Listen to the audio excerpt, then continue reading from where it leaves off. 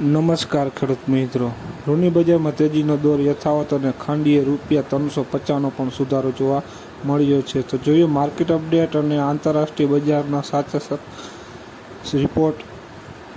તો મુદ્દાવાઇઝ ચર્ચા કરીએ. રૂ બજાર, કપાસિયા ખોળ બજાર, ભાવનો ટ્રેન્ડ અને તાજેતરના ફેરફાર અને નિષ્ણાતની સલાહ, આ 4 મુદ્દાઓ પર વિસ્તૃત માહિતી મેળવીએ. વિડીયોમાં બન્યા રહેજો. રૂ બજાર. રૂની બજારમાં તેજીનો દોર યથાવત જોવા મળ્યો છે.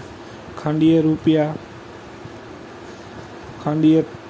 દીઠ ભાવમાં ₹350નો વધારો જોવા મળ્યો છે. હાલના ભાવ ₹3,850થી ₹4,200 સુધી પહોંચી ગયો છે. આગામી દિવસોમાં પણ તેજી ચાલુ રહેવાની શક્યતા પૂરી છે.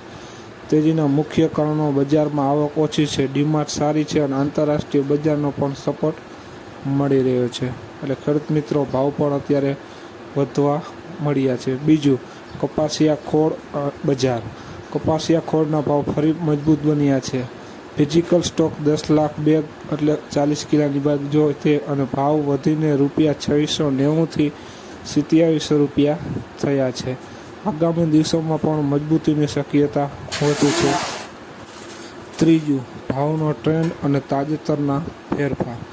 રૂમાં ₹42 એટલે કે 350નો ઉછાળો જોવા મળ્યો છે. કપાસિયા ખોળ ₹2700, એમાં પણ ₹10નો વધારો જોવા મળ્યો છે.